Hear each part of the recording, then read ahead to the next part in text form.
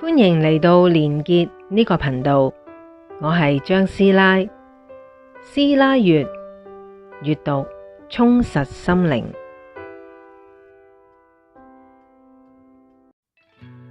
你有冇好奇點解有人經歷咗死亡，最後又重返人間嘅呢？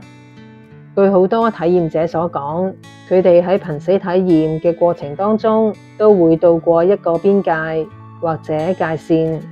對於呢個邊界嘅具體景象，雖然每個人睇到嘅都未必一樣，有人話係一道門，有人話係一條河，有人話係一片灰霧，甚至只係一條無形嘅意識界線。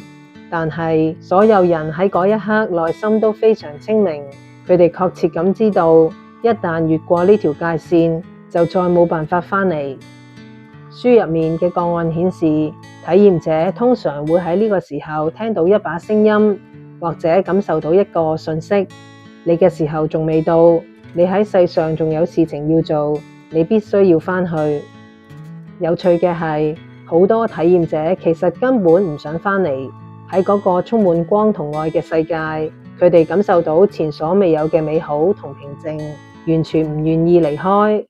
有位體驗者講到，我當時好想留喺嗰度，但係我知道我必須要返嚟，因為我喺世上仲有未完嘅任務。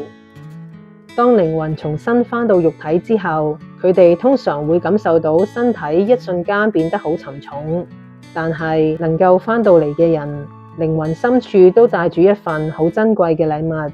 佢哋從此唔再恐懼死亡，因為佢哋切切實實咁知道死亡並唔係終結，而生命有佢獨特嘅意義同目的。如果我哋每一個人都帶住使命嚟到呢個世界，咁你覺得你而家嘅使命又會係乜嘢呢？